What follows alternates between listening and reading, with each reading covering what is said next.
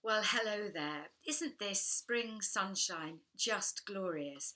And particularly, I think, after such a long and hard and difficult winter that we've had, so wet, on top of all the misery and the death and the anxiety and all the social isolation that all of us have experienced. And it's just such a picture, I think, in creation of life always following death. They're just this wonderful principle that there is always hope ahead. After the storm, there is a rainbow. And I think that's what Jesus is talking about here in the gospel reading when he says that very challenging statement, unless a man lays down his life and takes up his cross, he cannot follow me. And yet that seems to contradict what he says elsewhere, which is that I have come to give you life and life in all its fullness. And you can say, well, which is it, Jesus? Are we here to be given life in all its fullness, or are we supposed to give up our life? And I suppose Jesus is not meaning that we have to have a completely miserable life. What he's saying is that the laying down your life and following him is the means by which we achieve the abundant life.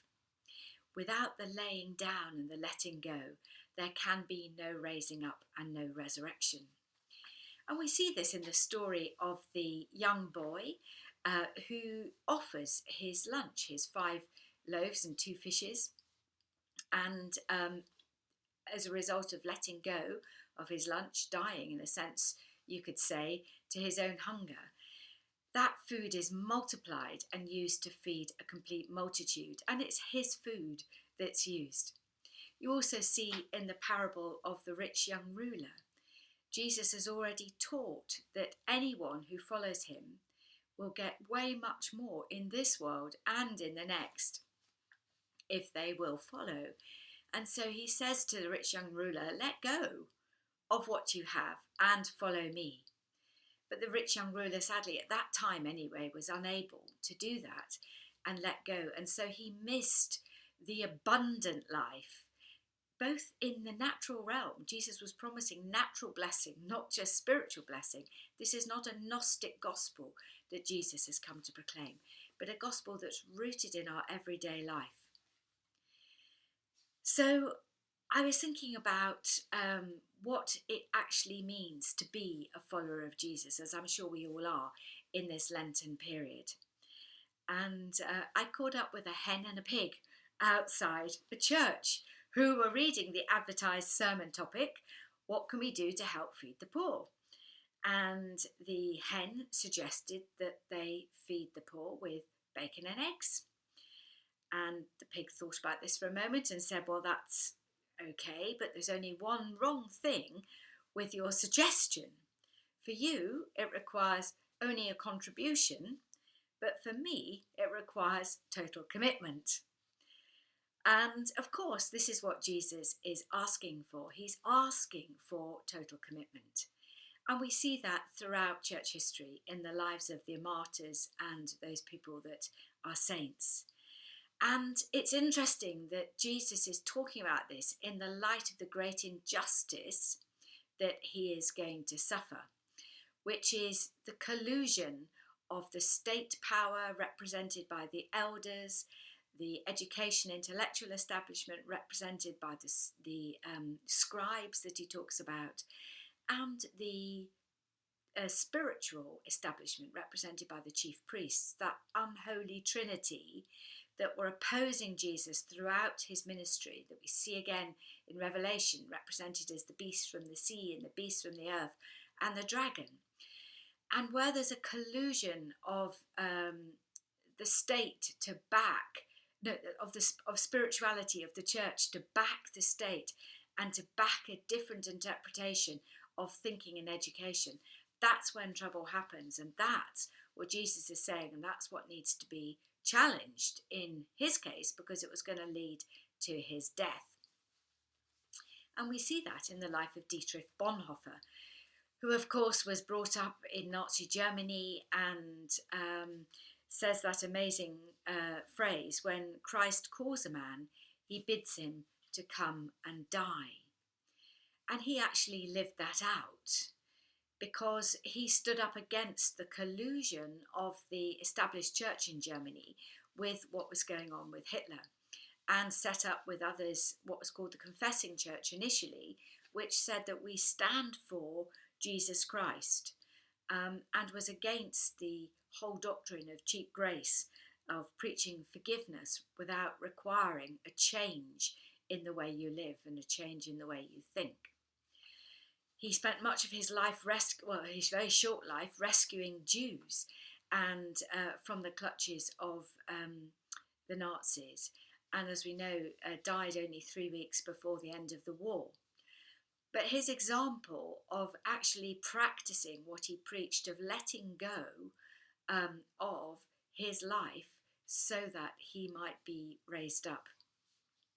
Now, many of us are not required to be martyrs, which is good news, because it's good news in one sense, but in another sense, we have to have that same passion and that same commitment that was being required of the pig and being required of Dietrich Bonhoeffer and is required of us. He wants this for us, not because he's a meanie and because he wants us to have a miserable life, which is what I used to think, and that we just have to suffer for Christ and go around looking like we've sort of sucking sherbet lemons and be a miserable, joyless church without any abundance. It's completely the opposite. God wants his church to experience all the blessings of heaven, all the riches, so to show the world actually what it looks like to follow Christ. So why do we not see that? Well, it's because we're not following Christ in the way that he has required, which is that we let go of our lives. Now, what does that look like for us in 21st century Western Europe? Well, you don't need me to tell you that Western Europe, the emphases in our culture are on certainty, on control, on safety and security, on ego, on if it feels good, do it, on pleasure and indulgence. And all those things are ways in which, and very understandable, very natural things that we all are tempted by, to hold on to and to grasp onto things rather than letting go and sitting the period of waiting, having a let go, and then seeing the resurrection, seeing in our weakness God coming to make us strong.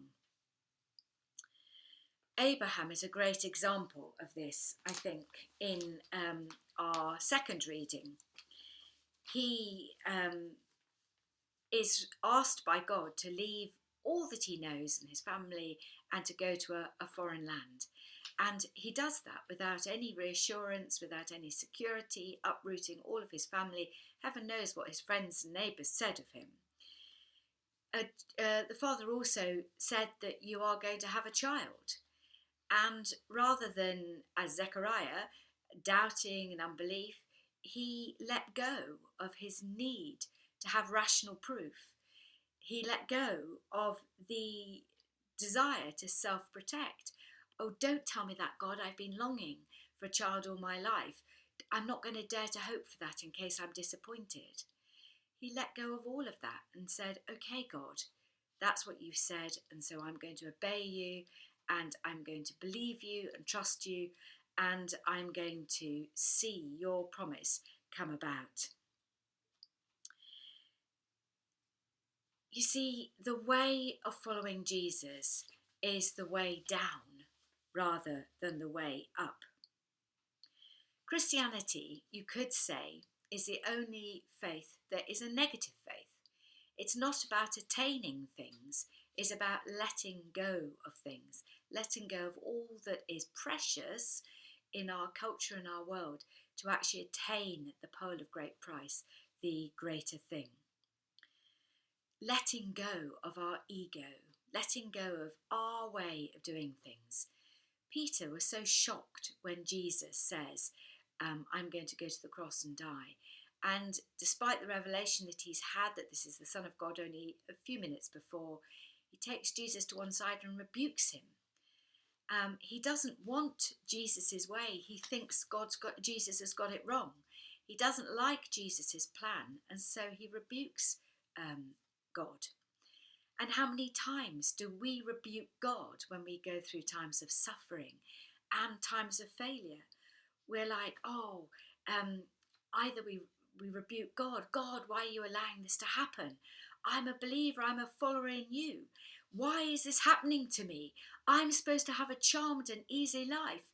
How come you're allowing this to happen? Or we turn the blame on ourselves. Whereas Jesus says, no, if you're going to follow me, you have to let go. Let go of all your desires and expectations. Let go of the way you think things should be. And actually allow me to raise you up. Often, the way in which God actually brings us into not the survival dance of life, which so many are dancing, but the deep sacred dance that we dance with the Trinity, is by allowing difficult times in our lives, difficult, struggling times of suffering, where we are beyond ourselves, we are out of our ability to protect our reputation or to care for ourselves, or we're at the end of ourselves emotionally, or whatever it is. And it's in those times of great weakness and vulnerability, those times when we are down, that he raises us up. And I expect we've all experienced this, that we look back and we say, gosh, the times of my greatest growth, spiritual growth, have been in those desperate times of difficulty. I know that's my testimony. The 12th and final step of Alcoholics Anonymous says it well. Until and unless you give your life away to others, you do not seem to have it yourself at any deep level. And until we are able to give our lives away to God and say, whatever you want for me, let it be to me according to your will. I yield and surrender. I don't understand, but I trust. Just like Abraham, just like the little boy gave his lunch away, and then it would all be multiplied back. And then we begin to experience the abundance that he wants to give to us. You see, he can't give us the abundance and all the blessings he wants for us when we are grasping on so tightly to what we can achieve and what we can take hold of. He wants us with open hands to let it go so that he might fill us. The way up in Christianity is the way down. And so if you're down, that's good news, because you're actually on your way up. I can think of some precious people in the benefice who feel at their wits' end, absolutely at the bottom, but take heart, because you are in God's discipleship program and you are on your way up into the fullness of all that he has for you. So this Lent, let us let go as much as we can. We can't kill ourselves. It's impossible, isn't it, to crucify yourself. You have to allow yourself to be crucified by the Lord. You have to surrender to the whatever it is that's happening in our life and cry out to the Lord to redeem the circumstance and turn it round. And he will, and he always does. If we love our life, Jesus says, we will lose it.